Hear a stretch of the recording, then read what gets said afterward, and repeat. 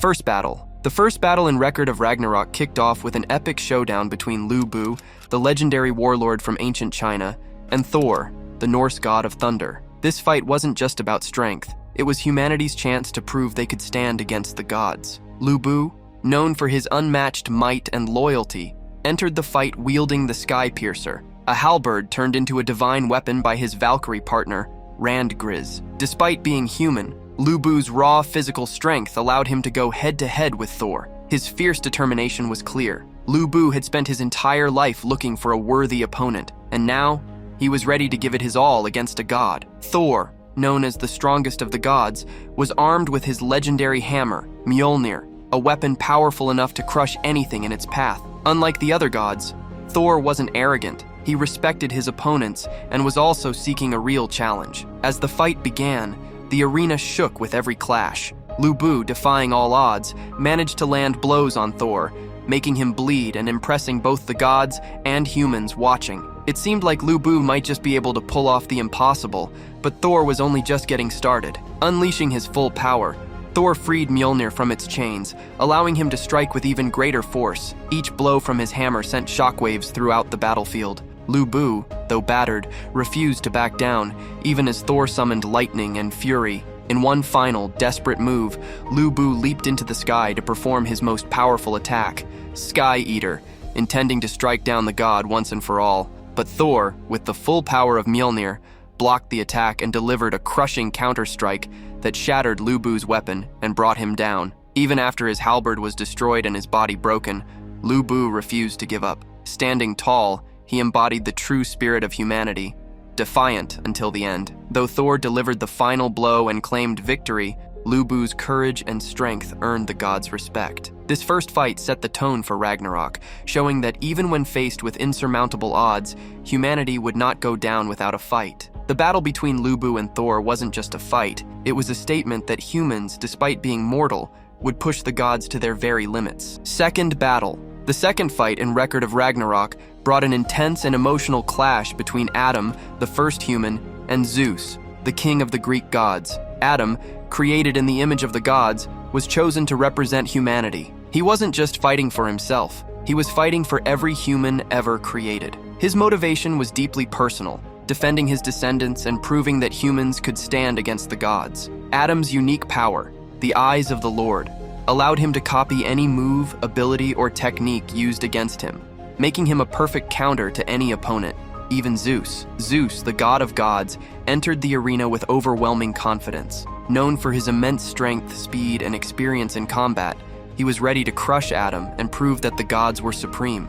Zeus's ability to alter his body, particularly through transformations like Adamus, made him nearly unstoppable in battle. However, the fight quickly became a back-and-forth spectacle as Adam matched Zeus move for move. Adam's eyes allowed him to perfectly mimic Zeus, blocking and returning every attack with equal force. For the first time, Zeus found himself in a truly even fight, something that had never happened in his long existence. As the fight progressed, Zeus unleashed his full power, including his most devastating technique, Fist of the End, a punch so fast and strong it could end the fight in one blow. Yet Adam was always one step ahead, dodging or copying every punch with incredible speed and precision. It seemed as if the human might actually pull off the impossible, with Adam's love for humanity fueling his endurance. Even as his body weakened from the strain of the fight, Adam's spirit remained unbreakable. In a final exchange, both fighters pushed themselves beyond their limits. Zeus transformed into his strongest form,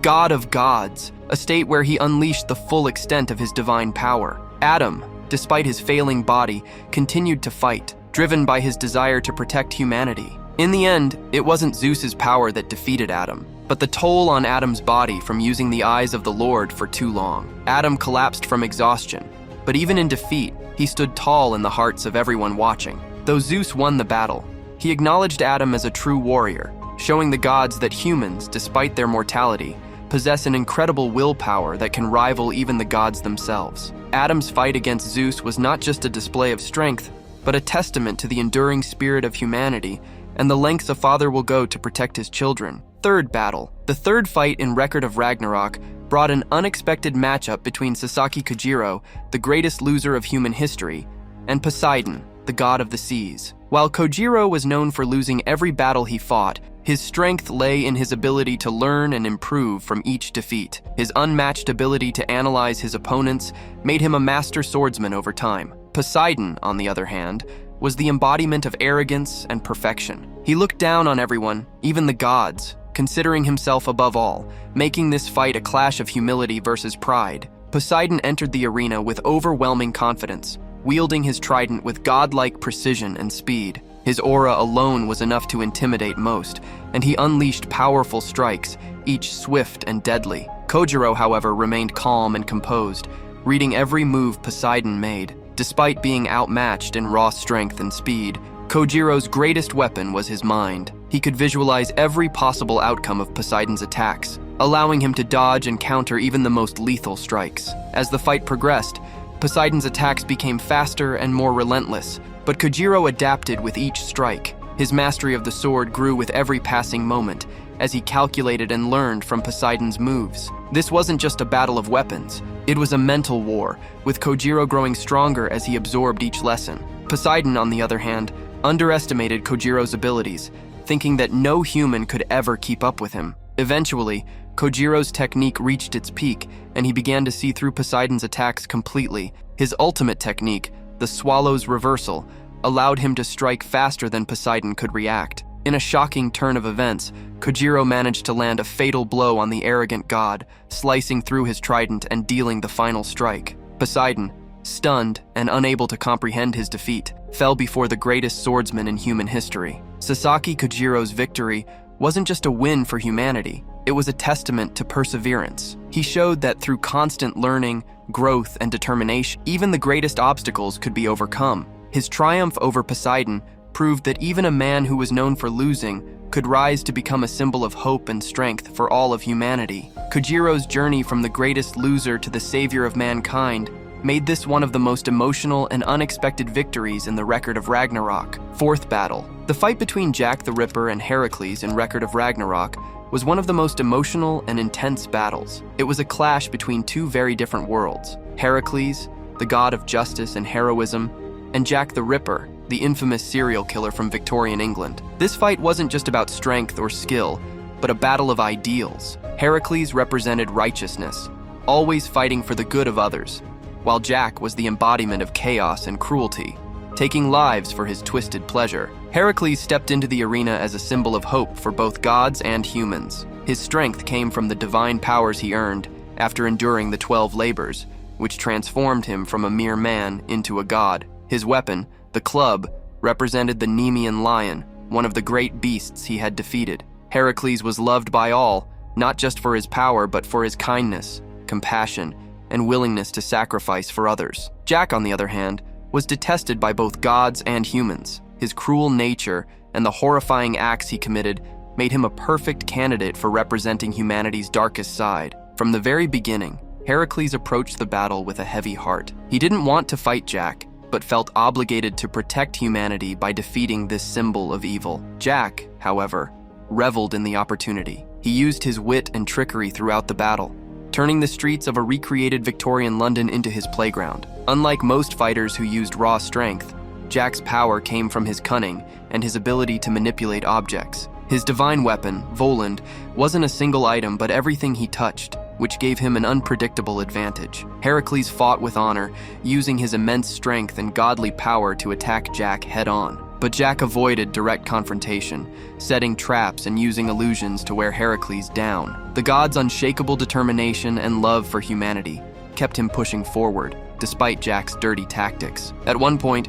Heracles even asked Jack why he had turned into such a monster, hoping to find some redeeming quality in him. Jack revealed his tragic past, where his twisted worldview stemmed from the betrayal of his own mother. Her rejection and lies shaped him into the monster he became. This revelation didn't sway Heracles, though. He remained determined to stop Jack's cruelty, no matter the cost. In the end, Jack used his wits to outsmart Heracles. With his Voland, he turned a simple pair of gloves into deadly weapons and landed the final blow on the god of justice. Heracles fell, but even in his final moments, he showed compassion, accepting his fate with grace and still hoping for humanity's redemption. His death marked a heartbreaking moment in the tournament, as a noble god fell to one of humanity's most notorious villains. Jack's victory was a bitter one. He had won through manipulation and deception, while Heracles had fought with pure honor. This battle left a deep impact on both the gods and humans watching, showing that the lines between good and evil are sometimes blurred, and that even a villain can achieve victory in the cruelest of ways. Fifth battle. The battle between Raiden Tamimon and Shiva in Record of Ragnarok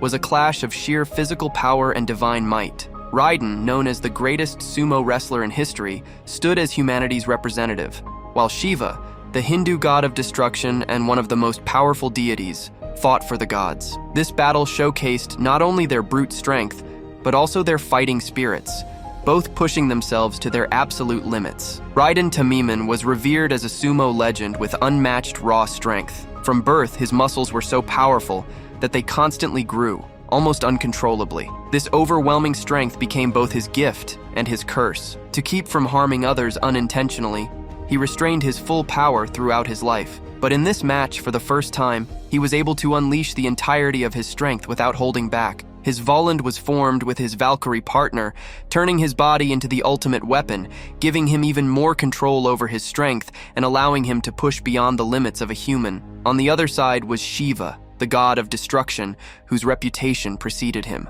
As one of the most revered gods in Hindu mythology, Shiva was both feared and respected for his power. His body was forged from fire, his 4 arms capable of unleashing devastating blows, and his dance, the Tandava, symbolized the destruction of the universe itself. Shiva was a warrior who thrived on battle, and his confidence and burning desire to prove himself made him a terrifying opponent. The fight started with both Raiden and Shiva testing each other's power. Raiden's sumo techniques, combined with his supernatural strength, allowed him to land powerful strikes on Shiva, sending shockwaves throughout the arena. Each of his moves, now completely unrestrained, demonstrated why he was considered humanity's strongest man. Shiva, though, wasn't easily overwhelmed. His 4 arms and swift movements allowed him to counter Raiden's attacks and deliver devastating hits of his own. The two titans exchanged powerful blows, with neither willing to back down. As the fight progressed, Shiva revealed his full potential. His body began to heat up, and with each hit, his attacks became faster and more powerful. He also demonstrated his dance of destruction, where each step increased his power, creating an unstoppable rhythm. Raiden, however, refused to give up. Despite the tremendous damage he was taking, he continued to stand his ground, using his immense strength to push Shiva to his limits. Raiden's love for his people and desire to protect them fueled his resolve, allowing him to fight even harder. Shiva's pride as a god was on the line, and he pushed himself beyond his limits. With each of his arms swinging faster than the eye could follow, he unleashed a barrage of blows that began to wear down Raiden. The sumo wrestler, despite his indomitable spirit, began to reach his physical limit. In a final, desperate attempt, Raiden unleashed all of his power into one last strike, hoping to take down the god with him. However, Shiva's godly endurance and strength proved too much. In the end, after a grueling and brutal battle, Shiva emerged victorious, but not without acknowledging Raiden's incredible power and spirit. Shiva himself was left battered and bloody, having faced a human who could rival even the gods in sheer strength. Raiden's defeat was a valiant one. Though he lost, he earned Shiva's respect and left a lasting impression on both the gods and humans watching. His unwavering resolve and ability to stand against a god of destruction showed the true potential of humanity's strength, making the fight between Raiden and Shiva one of the most memorable in the tournament. Sixth battle. The battle between Buddha and Zirafuku in Record of Ragnarok was not only a clash of power, but a deep exploration of emotions and beliefs. Buddha, once a human who ascended to godhood, chose to fight for humanity, while Zirafuku, representing the gods, was a deity born from the misfortunes and sorrows of humanity. This fight was unique because it wasn't just a physical battle, it was a collision of ideals, with both fighters representing different views on suffering and salvation. Buddha's power came from his enlightenment and the divine ability known as the Eightfold Path, which allowed him to predict his opponent's moves and adapt his fighting style. Armed with the Six Realms Staff, a weapon that could change its form to match his will, Buddha's strength came from his inner peace and belief in self-reliance. Unlike many gods, Buddha didn't believe in punishing humans or seeing them as beneath gods. His journey as a human who reached enlightenment made him sympathetic to humanity's struggles, and he chose to stand on their side during the tournament. On the other side stood Zirafuku, a god who was once kind and wished to ease human suffering. However, over time, he grew bitter because the more he tried to help humans, the more misery seemed to spread. Zerofuku's bitterness and sorrow transformed him into a being who thrived on misfortune, and this dark energy gave him immense power. His weapon, the Misery Cleaver, symbolized the weight of all the suffering he carried, and grew stronger as Zerofuku's despair deepened. The fight began with a contrast in styles. Buddha's calm and collected approach was pitted against Zerofuku's wild and emotional attacks. Zerofuku, fueled by years of bottled-up sadness and frustration, unleashed powerful strikes, but Buddha's foresight allowed him to dodge and counter with ease. Buddha's empathy for Zerofuku became clear as he tried to reason with him, understanding the pain Zerofuku carried. However, Zerofuku's emotions spiraled out of control, and he reached his breaking point. His body transformed into a monstrous, twisted form known as Hajun, the embodiment of pure hatred and negativity. This new form was far more dangerous and powerful, pushing Buddha to his limits. Hajun's overwhelming strength made it seem like the odds were now against Buddha, but the enlightened god remained composed. Buddha's true strength came from his belief in free will and his unshakable faith in the human spirit. As Hajun raged on, Buddha showed no fear, standing firm in his belief that suffering and hatred could be overcome. Through the power of his Six Realms staff and his own resolve, Buddha managed to fend off Hajun's destructive attacks. He unleashed the full extent of his enlightenment, using the final form of his staff, the Great Nirvana Sword,